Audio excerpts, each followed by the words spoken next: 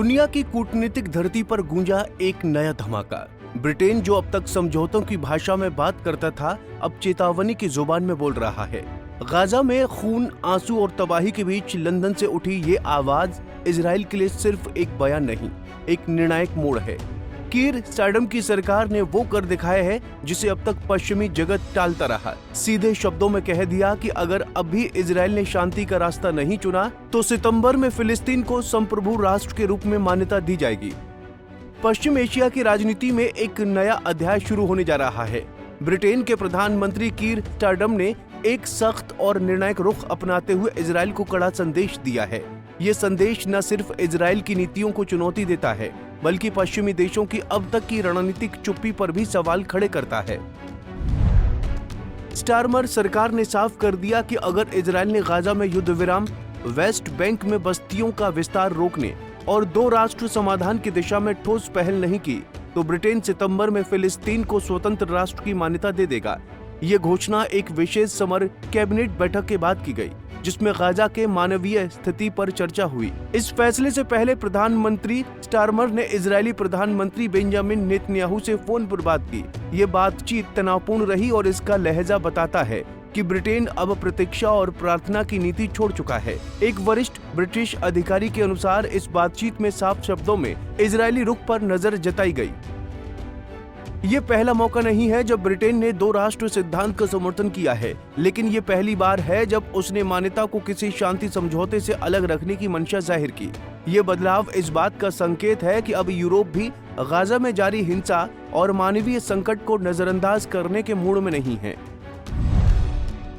Britain के इस ऐलान से कुछ ही दिन पहले फ्रांस के राष्ट्रपति इमैनुअल मैक्रोन ने घोषणा की थी कि उनका देश भी सितंबर में फिलिस्तीन को मान्यता देगा। ये घोषणा ब्रिटेन के लिए एक तरह का कूटनीतिक दबाव बन गई थी, खासकर तब जब यूरोप में मानवाधिकारों और लोकतांत्रिक मूल्यों की बातें हर मंच पर उठती हैं, लेकिन फिलिस्तीन के मुद्दे पर वर्षों से चुप्पी देखी गई है।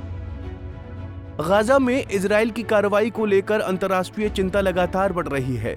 संयुक्त राष्ट्र, रेड क्रॉस और अन्य मानवीय संस्थाएं गाजा में हो रही मौतों, विस्थापन और मेडिकल आपात स्थितियों की जानकारी लगातार साझा कर रही हैं, लेकिन पश्चिमी देशों की ओर से अब तक कोई निर्णायक कार्रवाई नहीं हुई थी।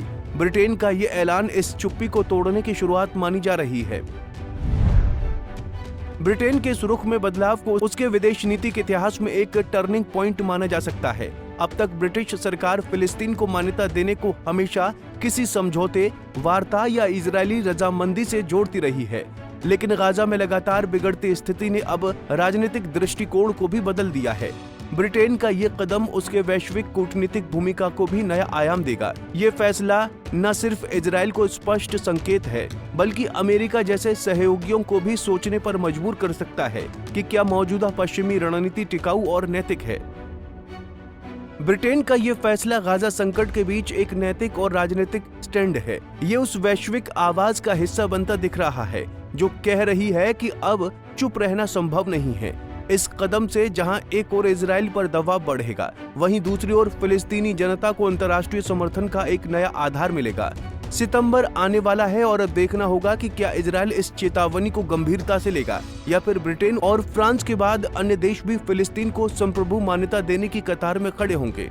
Bureau report, Punjab Kesari TV. हमसे जुड़े रहने के लिए हमारे YouTube चैनल को सब्सक्राइब करें और नई वीडियो की नोटिफिकेशन के लिए बेल आइकॉन को दबाएं।